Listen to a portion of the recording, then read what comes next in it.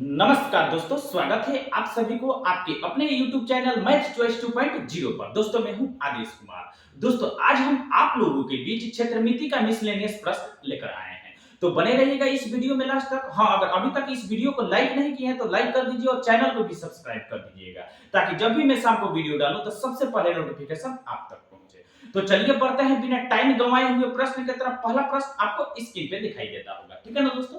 पहला प्रश्न दोस्तों कह रहा है कि एक आयत की लंबाई उसकी चौड़ाई से 1 सेंटीमीटर अधिक है, यानी आयत की जो लंबाई है उसकी चौड़ाई से 1 सेंटीमीटर अधिक है, ठीक है ना दोस्तों। और इसकी परिमाप 14 सेंटीमीटर है, तो आयत का क्षेत्रफल है, यानी हमसे पूछा है आयत का क्षेत्रफल कितना होगा, ठीक है ना दोस्तों। यानी बिहार स्टेट 9 10 24/5/2024 में फर्स्ट शिफ्ट में पूछा गया प्रश्न है, ठीक है ना दोस्तों। तो देखिए जब इसको हम सॉल्व करेंगे दोस्तों तो लिखेंगे माना कि, क्या लिखेंगे, माना कि आयत की लंबाई, आयत की चौड़ाई, सॉरी आयत, माना कि आयत की चौड़ाई क्या मानेंगे, चौड़ाई x सेंटीमीटर मानेंगे। कितना सेंटीमीटर मानेंगे, तो x सेंटीमीटर मानेंगे, ठीक है ना दोस्तों।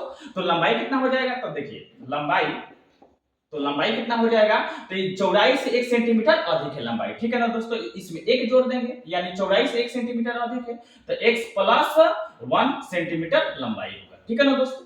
और प्रश्न में दिया है परिमाप भी दे दिया है, तो परिमाप दिया है, परिमाप 14 सेंटीमीटर दिया है, ठीक है ना दोस्तों। परिमाप कितना दिया है, तो 14 सेंटीमीटर दिया है, ठीक है ना दोस्तों। हमसे पूछा आयत का क्षेत्रफल कितना होगा, ठीक है ना दोस्तों।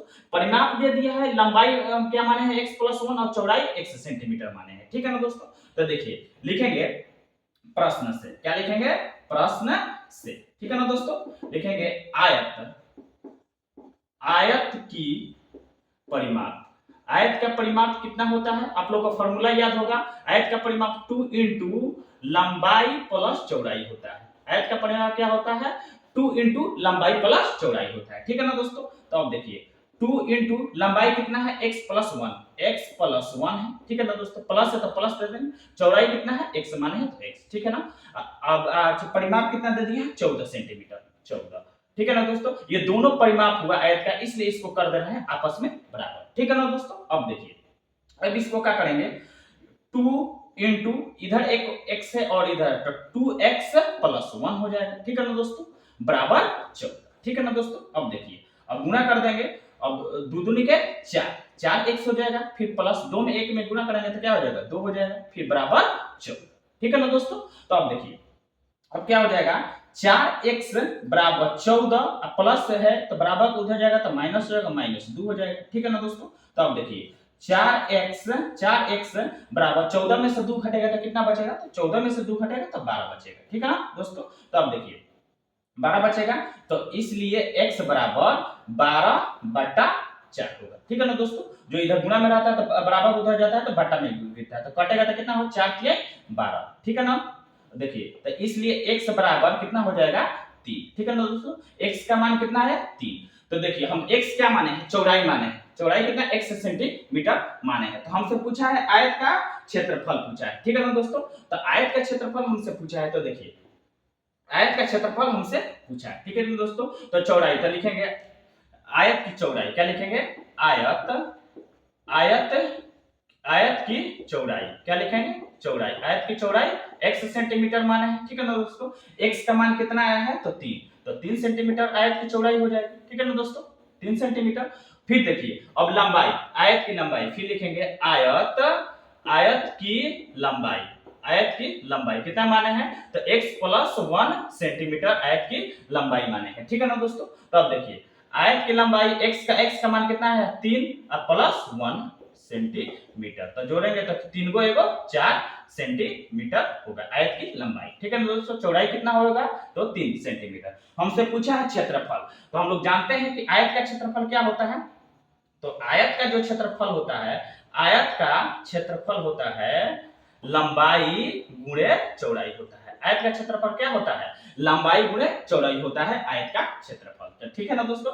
तो देखिए लंबाई कितना आया है, तो लंबाई आया है 4 सेंटीमीटर, 4, ठीक है ना दोस्तों, 4 और फिर इंटू चौड़ाई कितना है, 3 सेंटीमीटर, ठीक है ना दोस्तों। गुणा करेंगे तो कितना हो जाएगा, 4 3 12 सेंटीमीटर स्क्वायर, ठीक है ना दोस्तों। यानी 12 सेंटीमीटर स्क्वायर इसका क्या हो जाएगा, क्षेत्रफल होगा। ठीक है ना, हमसे क्षेत्रफल पूछा है, तो यानी इस प्रश्न का राइट जो आंसर होगा ऑप्शन सी, यानी 12 वर्ग सेंटीमीटर दिया है, सेंटीमीटर यानी 12 सेंटीमीटर स्क्वायर इसका आंसर होगा। तो अब चलिए दूसरे नंबर प्रश्न को देखते हैं। दूसरा नंबर प्रश्न दोस्तों दिया है कि एक समांतर चतुर्भुज की एक भुजा 8 सेंटीमीटर है, यदि संगत ऊंचाई 6 सेंटीमीटर है तो इसका क्षेत्रफल है, यानी इसका क्षेत्रफल पूछा है। ठीक है ना दोस्तों, तो देखिए दे दिया है, यानी एक भुजा की लंबाई दे दिया है, एक भुजा 8 सेंटीमीटर और संगत ऊंचाई 6 सेंटीमीटर। ठीक है ना दोस्तों, जब इसको हम सॉल्व करेंगे तो लिखेंगे दिया है, दिया है, ठीक है ना दोस्तों, दिया है समांतर, समांतर चतुर्भुज,